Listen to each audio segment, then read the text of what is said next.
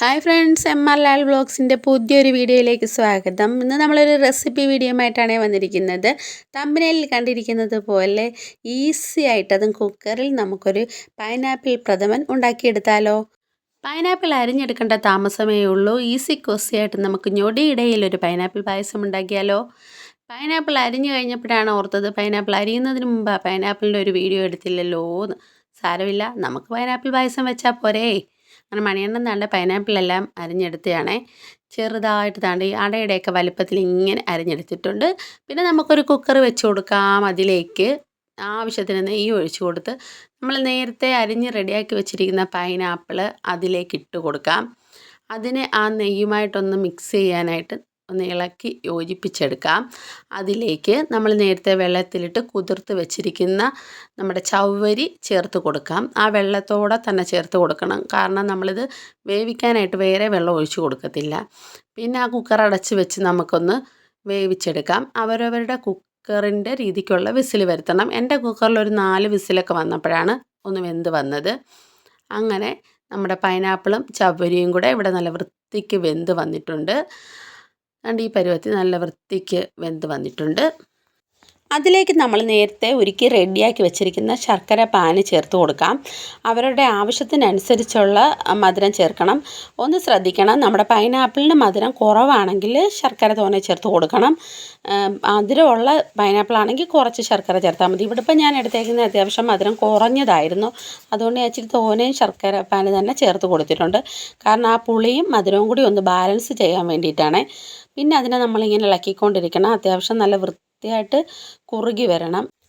നമ്മുടെ പൈനാപ്പിളിലേക്ക് ആ ശർക്കര നല്ല വൃത്തിക്ക് പിടിച്ച് വരുന്നത് വരേക്കും ഇളക്കി യോജിപ്പിച്ചുകൊണ്ടേയിരിക്കണം. ഒന്ന് വൃത്തിയായിട്ട് കുറുകി വന്നപ്പോഴത്തേക്കും അതിലേക്ക് നമുക്ക് ഏലക്കാപ്പൊടി ചേർത്ത് കൊടുക്കാം. ഏലക്കാപ്പൊടി ചേർത്ത് നല്ല വൃത്തിയായിട്ട് ഇളക്കി കൊടുക്കാം. ഏലക്കാപ്പൊടി ചേർത്തതിന് ശേഷം 1 സ്പൂൺ നെയ്യ് ചേർത്തിട്ടുണ്ടായിരുന്നു, നല്ല വൃത്തിക്ക് കുറുകി വരാൻ വേണ്ടിയിട്ടാണ്. അത് ഞാൻ വീഡിയോ എടുക്കാൻ മറന്നതാണ്.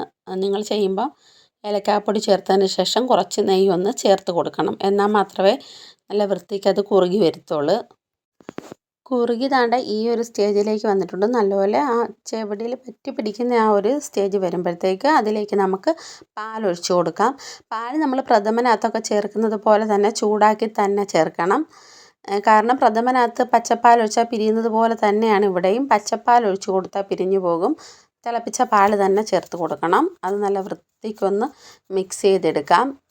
ഇപ്പോൾ ഇവിടെ നല്ല വൃത്തിയായിട്ട് തിളച്ച് വന്നിട്ടുണ്ട് പായസം. നമ്മൾ ഈസി കോസിയായിട്ട് ഉണ്ടാക്കുന്നെങ്കിലും ടേസ്റ്റിൽ ഒരു കോംപ്രമൈസും ഇല്ലാത്ത സൂപ്പർ പായസമാണ് കേട്ടോ. മസ്റ്റ് ട്രൈ ഐറ്റമാണ്. ട്രൈ ചെയ്യാത്തവർ ട്രൈ ചെയ്ത് നോക്കണേ. പിന്നെ നമുക്കൊരു പാത്രം വെച്ച് കൊടുത്ത് അതിലേക്ക് നെയ്യ് ഒഴിച്ച് കൊടുക്കാം. പായസത്തിൻ്റെ വറവിടാൻ വേണ്ടിയിട്ടാണ്. അതിലേക്ക് റൈസിൻസ് നമ്മുടെ ഉണക്കമുന്തിരി ചേർത്ത് കൊടുക്കാം. അണ്ടിപ്പരിപ്പ് ഉണ്ടെങ്കിൽ അതും ചേർക്കാം. എൻ്റെ കയ്യിലിപ്പോൾ ഇത് മാത്രമേ ഉള്ളായിരുന്നു, അതുകൊണ്ടാണ് ഞാൻ അത് മാത്രം ചേർത്ത് കൊടുത്തത്. നമുക്കതിലേക്ക് പായസത്തിലേക്ക് ഒഴിച്ച് കൊടുക്കാം. ഇപ്പം നമ്മുടെ വളരെ സ്വാദിഷ്ടമായ പായസം ഇവിടെ റെഡി ആയിട്ടുണ്ട്. ഒരു വട്ടമെങ്കിലും ട്രൈ ചെയ്തിട്ടില്ലാത്തവർ ഇതൊന്ന് ട്രൈ ചെയ്ത് നോക്കണം. നല്ല ടേസ്റ്റിയാണ്. അതുപോലെ നമുക്ക് ആ പൈനാപ്പിൾ അരിഞ്ഞെടുക്കേണ്ട താമസമേ ഉള്ളൂ. ഈസി ആയിട്ട് നമുക്ക് റെഡിയാക്കി എടുക്കാം. നമ്മൾ പായസത്തിലേക്ക് പാൽ ചേർക്കുന്ന ഭാഗം മുതൽ കറണ്ട് ഇല്ലായിരുന്നു. എമർജൻസിയുടെ വെളിച്ചത്തിലാണ് വീഡിയോ എടുത്തത്. വെട്ടം കുറവുണ്ടെങ്കിൽ എല്ലാവരും ഒന്ന് അഡ്ജസ്റ്റ് ചെയ്തേക്കണേ. അതുപോലെ ഇന്നത്തെ നമ്മുടെ വീഡിയോ ഇഷ്ടപ്പെട്ടാൽ ലൈക്കും കമൻറ്റ് ഷെയറും ഒക്കെ ചെയ്യാൻ മറക്കരുത്. സബ്സ്ക്രൈബ് ചെയ്യാത്തവർ ചാനൽ സബ്സ്ക്രൈബ് ചെയ്തുകൂടി സപ്പോർട്ട് ചെയ്തേക്കണേ. പുതിയ വീഡിയോയുമായി കാണുന്നവരേക്കും ബൈ ബൈ.